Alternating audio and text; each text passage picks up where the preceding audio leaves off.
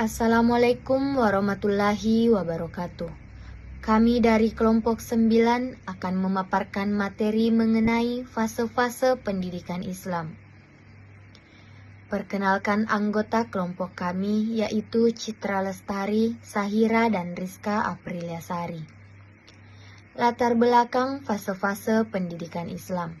Pendidikan Islam telah ada sejak masuknya Islam ke Indonesia. Pada awalnya, pendidikan Islam berlangsung secara informal melalui kontak-kontak. Sejarah pendidikan Islam dalam dunia Islam berawal dari proses pendidikan yang berlangsung di dalam rumah dan masjid.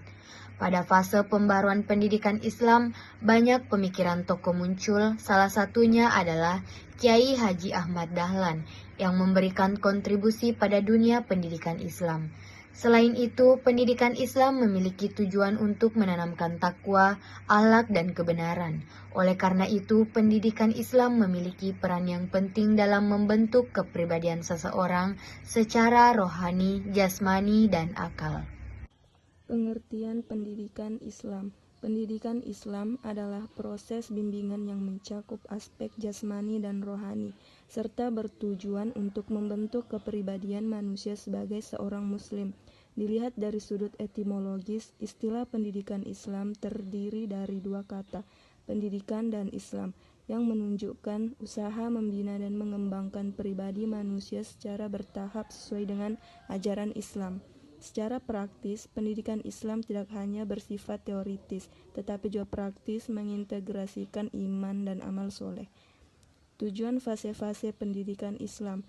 Tujuan dari fase-fase pendidikan Islam adalah untuk membentuk kepribadian seseorang secara rohani, jasmani, dan akal, serta menanamkan nilai-nilai moral dan spiritual sesuai dengan ajaran Islam. Kesimpulan. Fase-fase pendidikan Islam meliputi tahap-tahap perkembangan dan penyelidikan dalam bidang pendidikan yang berbasis agama Islam. Fase-fase pendidikan Islam meliputi beberapa tahap seperti pemikiran tokoh, pembaruan pendidikan Islam, koordinasi dengan pendidikan modern, dan pengembangan manusia.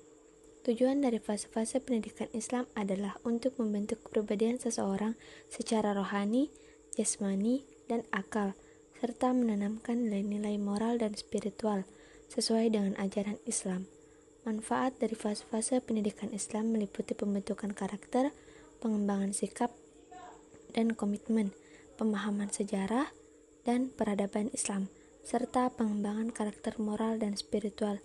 Oleh karena itu, pendidikan Islam memiliki peran yang penting dalam membentuk generasi yang berkualitas dari segi moral, intelektual, dan spiritual. Itulah tadi pemaparan dari kelompok kami. Lebih dan kurangnya mohon dimaafkan. Wabillahi taufik wal hidayah. Wassalamualaikum warahmatullahi wabarakatuh.